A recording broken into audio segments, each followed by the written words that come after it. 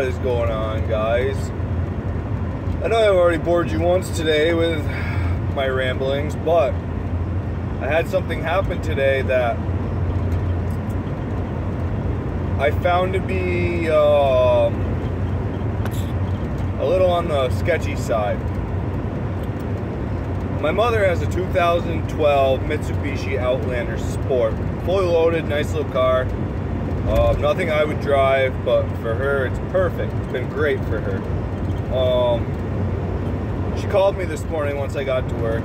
It was super cold out. I said that in my previous video. It was like 4 or 5 degrees out.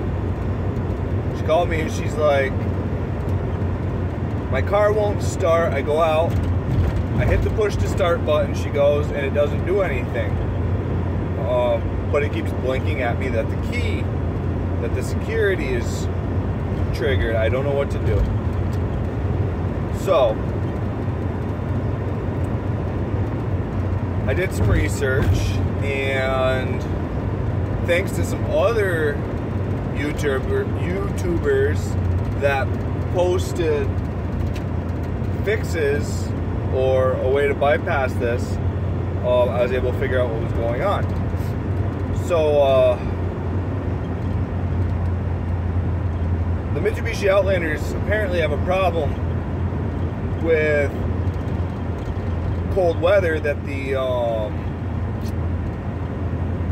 anti-theft module actually freezes when it's cold out. So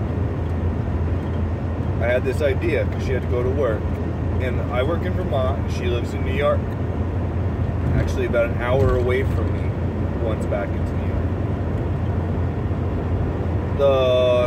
The anti-theft control module, or the Immobilizer module, some might call it, is located directly behind the glove box on this model.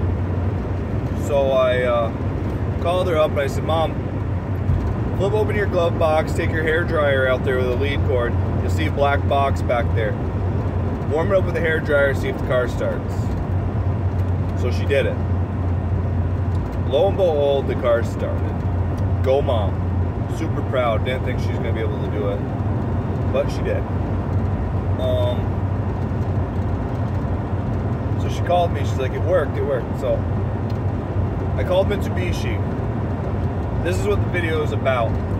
If you have a specific dealer you take your car to for recalls or service or whatever, and something happens to your car and they won't cover it, please do not just pay out of pocket. Call around. I'm not going to mention any names of dealerships because, well, frankly, I don't know what the repercussions of that could be. But the first Mitsubishi dealership I called, they asked me for the VIN number. I gave them the VIN number. They asked me for the mileage. I gave them the mileage. They said, nope, it's not in warranty. There's no recall. It's going to cost her about $1,200 to fix. She's got to buy a new module, and then we have to program it. I said, okay. Now, the fact that I am a mechanic, I got to thinking about this. And I was thinking, what if I just buy the module and I program it? Because in my shop, I have all the electronics needed to do so.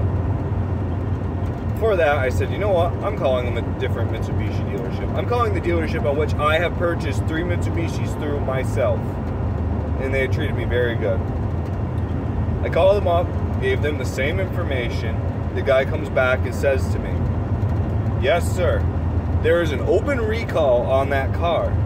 And actually, she has 3 others that are open. I said, really? Because the previous dealership didn't tell me about any of this. They just wanted to charge me $1,200 to $1,300 to fix something that is apparently a recall.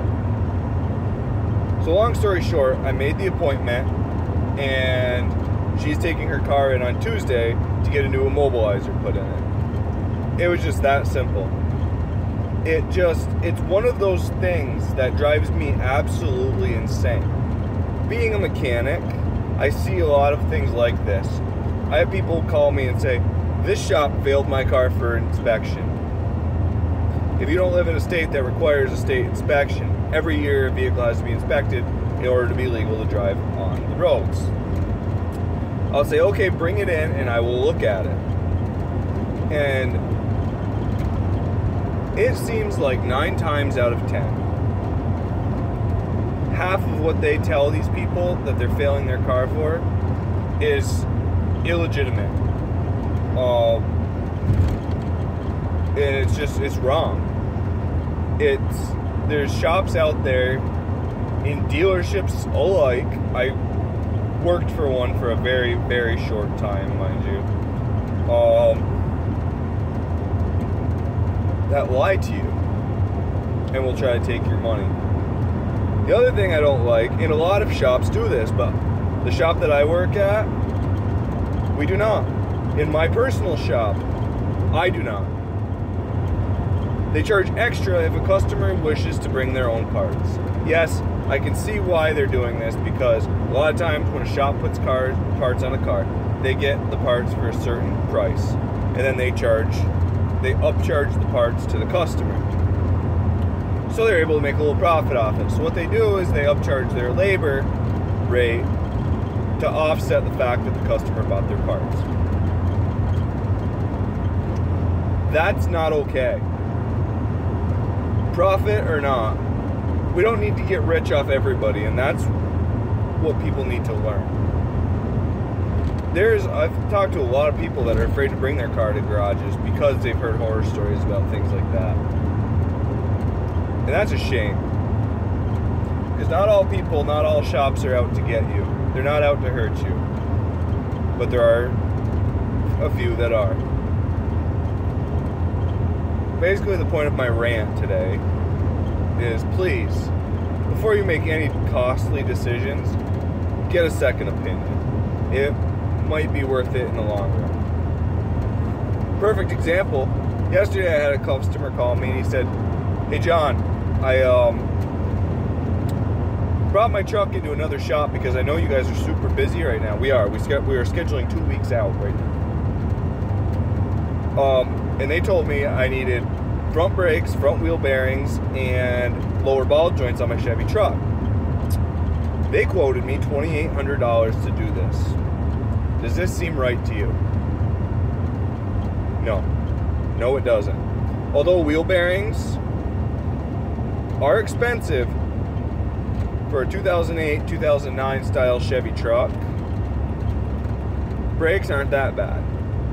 And ball joints also don't cost that much. And ideally, they should have no more than 4 to 4.5 hours into it to change it all. And that's if it doesn't come apart properly. And I told him, I said, you know what, bring your truck to me. I will make time for you. Because he's a good customer, and that's how you treat good customers. I pulled his truck in, I put it on the lift. Yes, it did need wheel bearings. Yes, it did need brakes. I put a gauge on his ball joints, and they have 0 play in them. They are perfect. So what the hell, guys? Come on. Why lie? So long story short, I wasn't able to fix his truck today because of how busy my shop was. I had all my lifts full, and they were all very large projects. But I made him an appointment. I gave him a quote, and you know what? My quote was still, in my opinion, expensive, but nowhere near $2,800. That's ridiculous. It's one of those things that you just...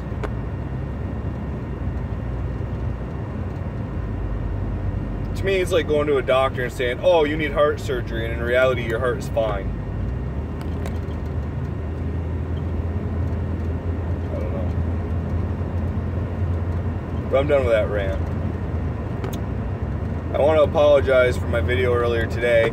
I thought there was a filter that would do like a night vision type thing so you guys could actually see me while I talked.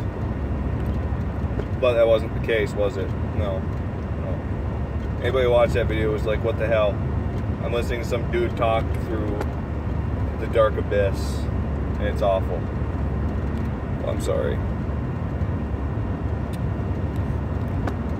Anyways, guys, I've said my piece for right now. I'm making my commute home. I'll be in the car probably another hour or better. We're in the ghetto blaster. Hell yeah. Plugging away. I don't know if you can hear the squeaks and rattles that the rear hatch makes, but the hinges are super worn. I just tuned it out. Gotten so used to it. Besides, what she lacks in comfort, she makes up for in torque. Just kidding. It's actually really gutless. Have a good day.